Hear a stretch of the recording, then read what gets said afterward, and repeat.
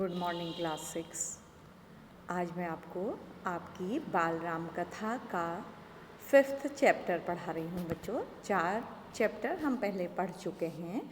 5th chapter है चित्रकूट में भरत, और मैंने आपके सिलेबस में जो नाम दिया है बेटा वो दिया है चित्रकूट में राम, तो उसको ठीक कर लीजिएगा।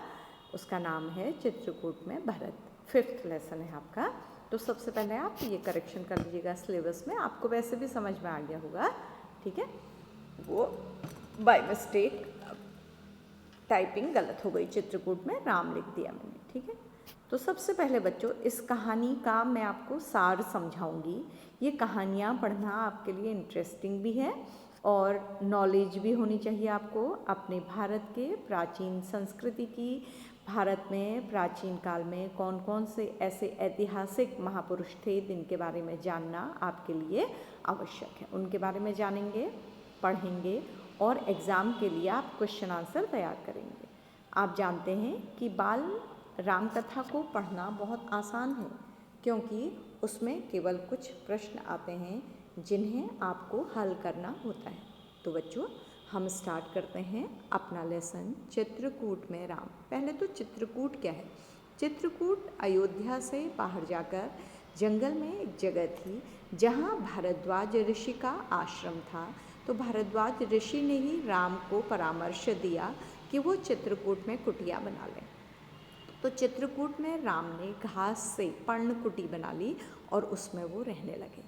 अब बच्चों पहले लेसन में हमने क्या पढ़ा था कि राम को कैकेयी के द्वारा आज्ञा दी गई थी, क्योंकि उन्होंने दशरथ से अपने पहले दिए हुए 2 वरदान मांग लिए थे और उन्होंने उन वरदानों को दशरथ से मांग लिया था। पहले वरदान से राम को वनवास और दूसरे से भरत को राजगद्दी। तो जिस समय ये सब हो रहा था बच्चों, उस समय भरत अयोध्या में नहीं थे। घटनाएं भी इस तरह से हुई। भरत और शत्रुघ्न अपने ननिहाल गए हुए थे, जहाँ वो राम के राज्याभिषेक में उस समय नहीं आ पाए थे, ठीक है। तो उन्हें अयोध्या की घटनाओं के बारे में कुछ भी पता नहीं था। उन दिनों आज की तरह संदेशों का आदान प्रदान नहीं हो सकता था। तो जब भरत लौटे तो तब उन्होंने देखा कि अयोध्या में सब कुछ बदल गया है, और उन्होंने बच्चों अपने ननिहाल में अपने नाना के घर में खराब सपना भी देखा था। उसे वो डिस्कस कर रहे थे अपने मित्रों के साथ कि वो किस तरह का सपना है। तभी उनको पता लगा कि उनके लिए अयोध्या से बुलावा आ गया है। सबसे पहले मैं इस कहानी को शॉर्ट में आपको सुना देती हूँ, जिससे ये कहानी में क्या है आपको समझ में आ जाएगा। तो इस कहानी में ये स्टार्ट है कि भरत अपनी ननिहाल में थे, तो उन्होंने एक बुरा स्वप्न देखा जिसको वो अपने मित्रों को बता रहे थे। तो तुरंत तभी पता लगा कि अयोध्या से उनको बुलावा आ गया है। वो अयोध्या जब गए तो अयोध्या में उनको कुछ सन्नाटा सा लगा, बदलाव सा लगा। और जब राजमहल में गए, धीरे धीरे उन्हें पता लगा कि उनकी माँ कैकेयी के द्वारा उनके प्रिय बड़े भैया राम को वनवास दे दिया गया है और लक्ष्मण और सीता उनके साथ चले गए। तो वो बहुत दुखी हुए, शत्रुघ्न और वो बहुत दुखी हुए। उन्हें कोई भी घटना पता नहीं थी। वो अपनी माँ से भी बहुत गुस्सा हो गए। उन्होंने कौशल्या से माफ़ी मांगी। इसके पश्चात बच्चों राजा दशरथ राम का वियोग नहीं सह पाए थे, उनकी मृत्यु हो गई थी। तो भरत बहुत परेशान थे यह सब जानकर। तो उन्होंने सोचा कि वो अपने बड़े भाई राम को, जिनको प्राणों से भी प्रिय मानते थे, उन्हें चित्रकूट जाकर फिर से राज्य में लौटा के लाएंगे और राजगद्दी उन्हें सौंप देंगे। तो उन्होंने अपनी माँ से भी बुरा भला कहा। शत्रुघ्न ने अपनी जो कैकेयी थी उनके कान भरने वाले मंथरा को भी उसके किए की सजा दी। लेकिन उसके पश्चात भरत अपनी पूरी सेना को लेकर और अयोध्या के लोगों को लेकर चित्रकूट या वन की ओर चल दिए। और भरत की इतनी विशाल सेना को देखकर लक्ष्मण को, क्योंकि लक्ष्मण थोड़ा क्रोधी स्वभाव के थे बच्चों, उन्हें लगा कि वो राम से युद्ध करने आ रहे हैं, उन्हें मारने आ रहे हैं, ताकि वो पूरी ज़िंदगी आराम से निष्कंटक राज्य कर सकें। तो राम ने समझाया कि भरत ऐसा नहीं कर सकते। तो सच में भरत उनसे मिलने आए। भरत ने बहुत अनुनय विनय की राम से कि वो लौट चलें और अपना राज्य संभालें, लेकिन राम नहीं माने। भरत भी तैयार नहीं थे राज्य करने को। तो उन्होंने अंत में राम से उनकी खड़ाऊँ मांगी, पैरों में पहनने के लकड़ी वाली चप्पलों को खड़ाऊँ कहते हैं बच्चों। तो उन्हें मांगी और उन्हें राज्य सिंहासन में रखकर राज्यभार चलाया और स्वयं नंदीग्राम में बैठकर राम के आने तक तपस्वी का सा जीवन बिताया और उनकी प्रतीक्षा की। तो बच्चों ये पूरी कहानी है जो शॉर्ट में मैंने आपको सुना दी है। अब मैं इस कहानी की रीडिंग कर रही हूँ, आप ध्यान दीजिएगा, ठीक है। भरत केकई राज्य में थे। केकई राज्य है केकई का पिता का घर। अपनी ननिहाल में, नाना के घर में अयोध्या की घटनाओं से सर्वथा अनभिज्ञ। अयोध्या की किसी भी घटना का उन्हें पता नहीं था, लेकिन वे चिंतित थे। उन्होंने एक सपना देखा था पर उसका अर्थ पूरी तरह नहीं समझ पा रहे थे। संगी साथियों के साथ बातचीत में उन्होंने कहा, मैं नहीं जानता कि उसका अर्थ क्या है, पर सपने से मुझे डर लगने लगा है। मैंने देखा कि समुद्र सूख गया, चंद्रमा धरती पर गिर पड़े, वृक्ष सूख गए, एक राक्षसी पिता को खींच कर ले जा रही है। वे रथ पर बैठे हैं, रथ गधे खींच रहे हैं। बड़ा अजीब सा सपना देखा था भरत ने, जिसका मतलब उन्हें समझ में नहीं आ रहा था बच्चों। तो इस सपने को वो अपने साथियों को सुना रहे थे। जिस समय भरत मित्रों को अपना सपना सुना रहे थे, ठीक उसी समय अयोध्या में घुड़सवार दूत वहाँ पहुँचे। तो जिस समय भरत इस सपने को सुना रहे थे, चिंतित हो रहे थे, तो घोड़े पर सवार होकर, दूत होते हैं बेटा मैसेंजर, संदेश ले जाने वाले, वो वहाँ पहुँच गए। कहाँ पहुँच गए? केकय राज्य में, जहाँ भरत रह रहे थे नाना के घर में। घुड़सवारों ने छोटा रास्ता चुना था जल्दी पहुँचने के लिए। भरत को संदेश मिला, वे तत्काल अयोध्या जाने के लिए तैयार हो गए। ननिहाल में भरत का मन नहीं लग रहा था, उचट गया था। वे अयोध्या पहुँचने को उतावले थे। उन्हें मन था कि वो अपने घर पहुँच जाएं और उन्हें जल्दी थी पहुँचने की। केकई राज ने भरत को विदा किया। केकई राज, उनके नाना ने भरत को विदा किया 100 रथों और सेना के साथ। उन्हें घुड़सवारों से अधिक समय लगा, ठीक है। तो वो रथ से गए तो घुड़सवार जल्दी पहुंच गए, भरत थोड़ा देर में पहुंचे। लंबा रास्ता पकड़ना पड़ा रथों के कारण। सेना और रथ खेतों से होकर नहीं जा सकते थे। घुड़सवार तो खेतों से ऐसे चले जाते थे शॉर्टकट से, लेकिन सेना नहीं जा सकती थी। वे 8 दिन बाद अयोध्या पहुँचे। बहुत दिन लग गए उन्हें अयोध्या पहुँचने में। नदी पर्वत लांघते, नदियों से पर्वतों से होते हुए, थके हुए और चिंतित। वे थक भी गए थे और चिंतित भी थे कि उन्हें इस तरह से क्यों बुलाया गया है। भरत ने अयोध्या नगरी को दूर से देखा। नगर उन्हें सामान्य नहीं लगा। बच्चों जैसे होता है ना, कोई परेशान हो घर में, माँ परेशान हो या कुछ परेशानी हो, हम घर जाते ही समझ जाते हैं। तो ऐसे ही भरत को लगा कि शहर में कुछ बदल गया है, नगर में बदला बदला सा। अनिष्ट की आशंका उनके मन में और गहरी हो गई। किसी बुरी, अनिष्ट मानी कुछ बुरा होने की जो भय था वो उनके मन में और गहरा गया, पहले सपने से और फिर इस संदेश से और अब अयोध्या को देखकर। यह मेरी अयोध्या नहीं है, क्या हो गया इसे? वहाँ उन्हें खुशी हंसी ये नहीं दिखाई दे रही थी, भीड़ भाड़। तो उनको लगा क्या हो गया। उन्होंने पूछा, सड़कें सूनी हैं, बाग बगीचे उदास हैं। तो भरत पूछने लगे, सब लोग कहाँ गए? वह तुमुल नाद कहाँ है? तुमुल नाद सबकी जो आवाज़ें आया करती थी। पक्षी भी कलरव नहीं कर रहे हैं, पक्षी भी चुपचाप थे। इतनी चुप्पी क्यों? सब चुपचाप क्यों हैं? किसी ने भरत के प्रश्नों का उत्तर नहीं दिया। किसी ने भरत के प्रश्नों का उत्तर नहीं दिया, सब लोग चुपचाप रहे। तो भरत को बहुत अजीब सा लगा। नगर पहुंचते ही भरत सीधे राजभवन गए, महाराज दशरथ के प्रासाद की ओर। तो जैसे ही अपने नगर में पहुँचे तो सीधे वो राजा के भवन की ओर गए, महाराज दशरथ के प्रासाद महल की ओर।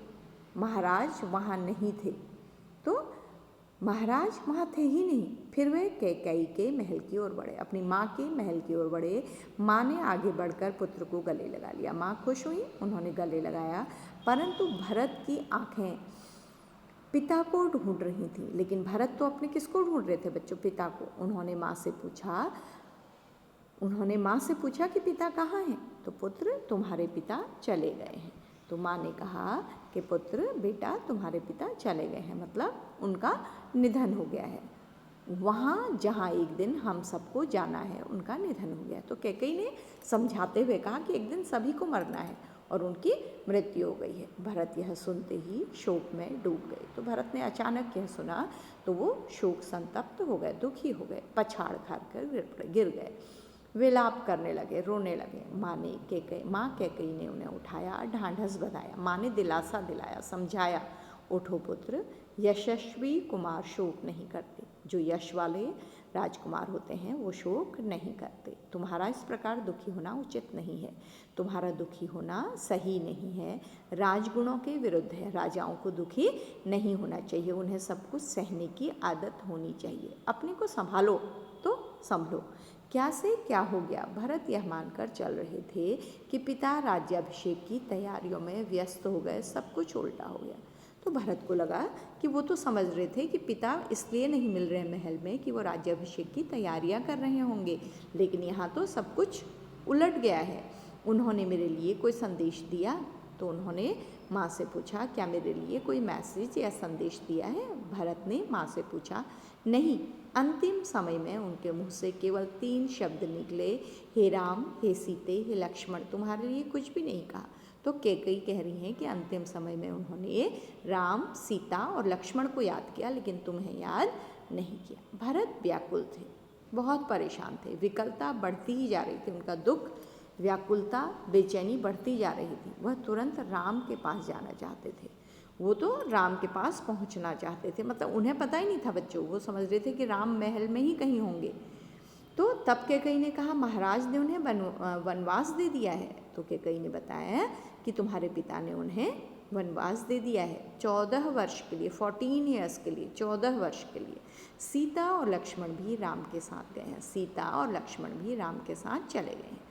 कैकेयी ने भरत का मन पढ़ते हुए कहा। कैकेयी थोड़ा मन में सोच भी रही थी, तो उनको रीड करते हुए, उनका फेस रीड करते हुए, उनके मन में क्या आ रहा है यह पढ़ते हुए वह जानती थी कि भरत वहाँ से सीधे राम के पास ही जाएंगे। उन्हें पता था कि भरत राम को बहुत प्यार करते हैं और अब वो राम से मिलने की बात करेंगे, तो उन्होंने पहले ही बता दिया कि राम वन चले गए। परंतु वनवास क्यों? भ्राता राम से कोई अपराध हुआ? तो भरत को आश्चर्य हुआ। उन्होंने कहा कि वनवास क्यों दिया गया? क्या राम ने कोई अपराध किया? तो तब कैकेयी ने बताया कि राम ने कोई अपराध नहीं किया, महाराज ने उन्हें दंड भी नहीं दिया। तो राम ने कोई अपराध नहीं किया, महाराज ने सजा भी नहीं दी है, इसके लिए मैंने महाराज दशरथ से प्रार्थना की थी। तो अब उन्होंने बताना शुरू किया कि उन्होंने ही महाराज दशरथ से रिक्वेस्ट की थी, प्रार्थना की थी, मुझे तुम्हारे हित में यही उचित लगा। तो भरत को बता रही हैं कि मैंने तुम्हारे लिए यह किया कि तुम राजा बन सको, मैं तुम्हारा अहित नहीं देख सकती थी, तो मैं तुम्हारा बुरा नहीं देख सकती थी। कैकेयी ने कहा, वरदान की पूरी कथा सुनाते हुए उन्होंने कहा, उठो पुत्र, राजगद्दी संभालो। बेटा उठो और राजगद्दी संभालो। अयोध्या का निष्कंटक राज्य अब तुम्हारा है। अयोध्या में अब कोई रोकने वाला नहीं है, कोई कांटा नहीं है। कांटे का मतलब होता है बेटा कि कोई तुम्हें रोकने वाला नहीं है राजगद्दी में बैठने से।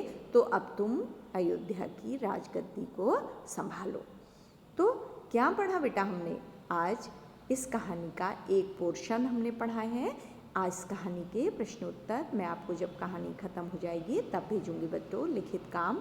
तब तक आप इसको रीड करिएगा और इसे समझिएगा कि किस तरह से कैकेयी ने राजा दशरथ से 2 वरदान मांगे, राजा दशरथ की मृत्यु हो गई है।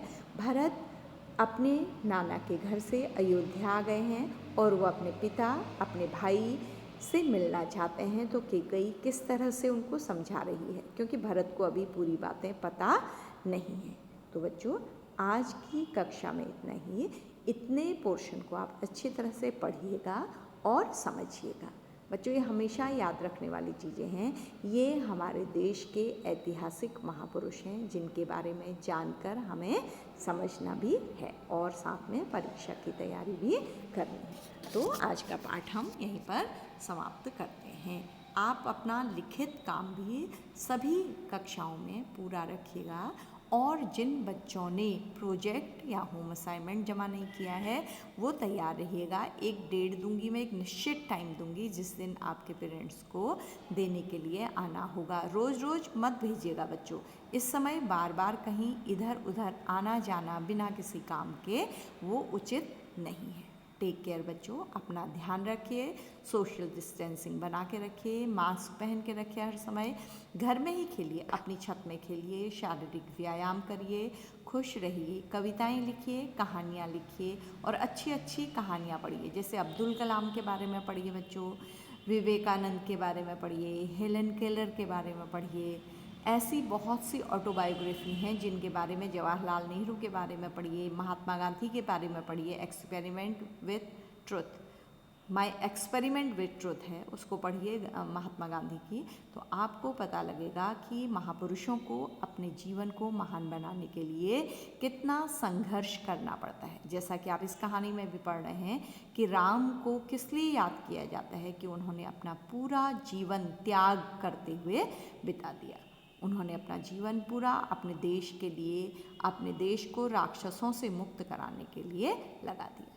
तो इस तरह से आज की कक्षा हम यहीं पर समाप्त करते हैं। Thank you class, thank you बच्चों।